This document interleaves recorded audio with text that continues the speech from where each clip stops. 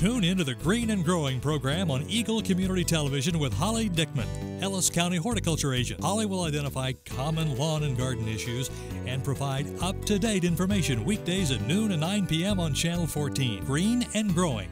Brought to you by Eagle Community Television and Riedel's Garden Center, a full-service garden center west of Hayes on Highway 40 next to the Bickle-Schmidt Sports Complex.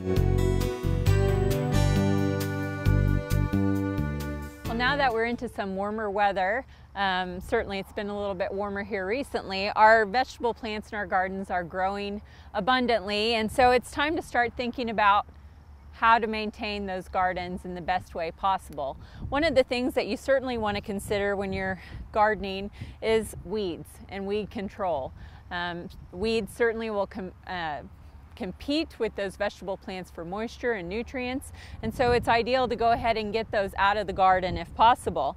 And you can do that by hoeing or hand pulling, or if you need to use some sort of herbicide, spot spraying with glyphosate or Roundup is acceptable around vegetable plants as long as you don't hit the actual plant. Now, one thing that is great at this time of year is if you could go ahead and mulch the garden with some sort of organic mulch. And in vegetable gardens, a lot of times we're talking about some sort of straw, hay, or sometimes people like to use grass clippings. And this actually is very beneficial because it helps to keep that moisture in the soil longer that you actually put on the grass or the soil. And it also helps to keep that soil temperature cooler. As we get into the really hot days of summer, the soil can get very, very warm if it's left uncovered. And so having this nice insulation of mulch helps to keep it cooler. And also it helps to keep those weeds down. So once you have all those weeds removed or killed, you can go ahead and put down an inch of grass clippings or 2 to 4 inches of a straw all the way around all of your plants. Now, on the case of this tomato plant, I wouldn't place it right up against the plant. I'd keep it away from it an inch or two, and just to help keep that area dry. You don't want to have mulch piled up against your plant materials because then it can create a nice moist area for other things to move in, insects or diseases, those types of things. So if you can, go ahead and just mulch all the way around your plants, put a nice thick layer like I mentioned, and hopefully you'll have less need to water in the future, as well as less need to do some hoeing or weed removal around those plants.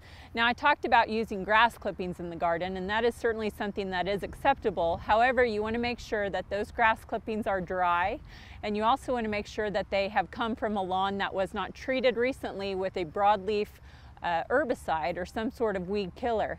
Usually we say you can use clippings from a lawn that has been treated with weed killer on the 4th mowing or so after it's been treated. So if you've mowed that grass 4 times since you treated, you should be okay to go ahead and use those clippings. With grass clippings, an inch is about all you need, simply because those can mat down over time and actually repel water if they get too matted. So you don't want to have too thick of a layer there. If you have questions about using mulches in the garden or other garden type questions, don't hesitate to contact your local extension office for more information. Reporting for K-State Research and Extension and Eagle TV, I'm Holly Dickman, Ellis County Horticulture Extension Agent.